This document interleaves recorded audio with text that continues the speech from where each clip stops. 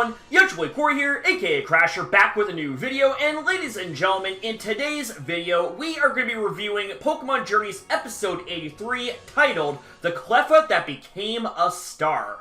Without further ado, ladies and gentlemen, let's recap this episode. So the episode starts off with the character of the day, Kirara, at a park, and she is thinking about her Cleffa that we learn later on is actually deceased.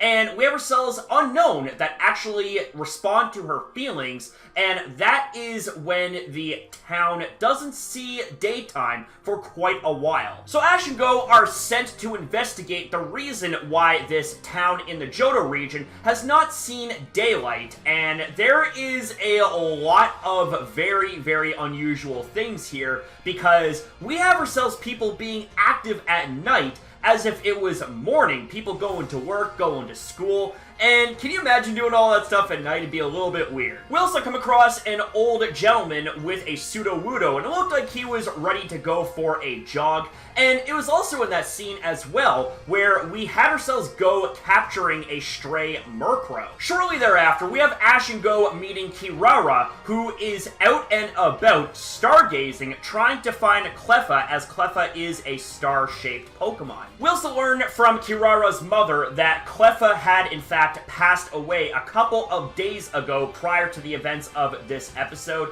and pretty much ever since then, this girl, Kirara, has been doing nothing but stargazing, and you really honestly cannot blame her too much on that. She misses her partner, Pokemon Cleffa. But we come to discover later on that the Pokemon that is responsible for the constant nightfall in the town is a Pokemon that has a lot of mystery to it, and it's none other than UNOWN. So as the investigation deepens, Ash and Go to a museum where we come across the Sinnoh Queen herself, Champion Cynthia, who also has a vested interest in exploring and investigating why this town is shrouded in nightfall. So Ash and the gang arrive back at the park where Kirara and her mother bond over some donuts and some more stargazing, and unfortunately, Kirara had to discover and understand the truth that the constant nightfall was not going to be good for everyone and Pokemon in the long run, and she didn't exactly respond to that too well, and the UNOWN responded to her strong emotions, and that's where things started to really pick up. So the group of UNOWN actually started creating illusions of a variety of the protagonist Pokemon, such as Ash's Pikachu, Go's Cinderace, and Cynthia's Garchomp. But Cynthia is not the champion for no reason, ladies and gentlemen. She knows how things work. She whips up a sandstorm and activates the Garchomp's Sand Veil ability and uses the sandstorm to her advantage, taking out all of the illusion Pokemon with a single attack in Scale Shot. Beautifully done. Afterwards, Kirara understands that things can't exactly stay this way forever, and the reason why she wanted Nightfall to last longer is because she still didn't exactly come to terms with the passing of Cleffa. So once again, the UNOWN respond to her emotions,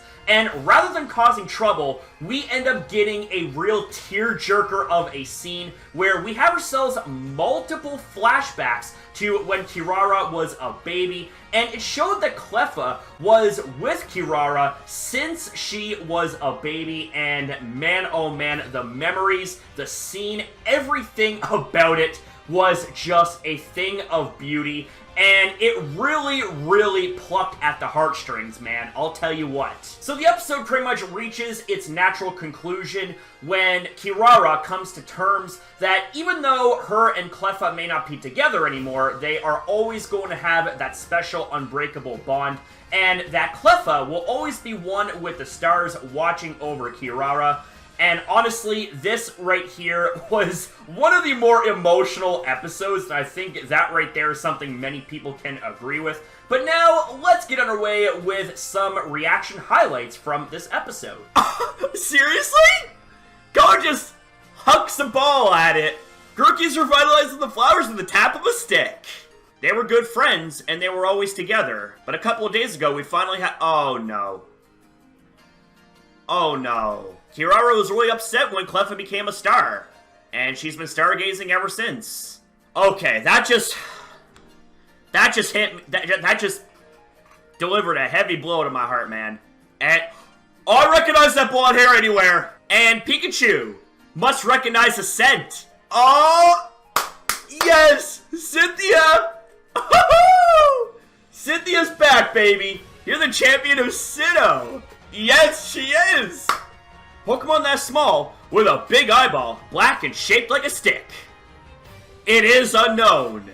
It made a girl's wish come true using some unknown power. Just like in the frickin' Entei movie. N-G-H and T. They spelled night! Uh-oh. Oh, the Unknown are back. Oh, okay, that's not good. Now the Unknown are angry. They're angry off of her emotion. Now she's surrounded in dark clouds. Okay, wait a second. There's a freaking Shadow Pikachu? And now we got Cinderace. Shadow Cinderace. Just like what we talked about before. An illusion of Cinderace as well. So, real Pokemon are battling Shadow Pokemon. They're battling their illusions. Just like in the Water Temple in Ocarina of Time. Link and Shadow Link. And now Cynthia steps in. Okay, wait a second. Here we go. Oh, baby! Here comes Garchomp! Wait a sec... Wow.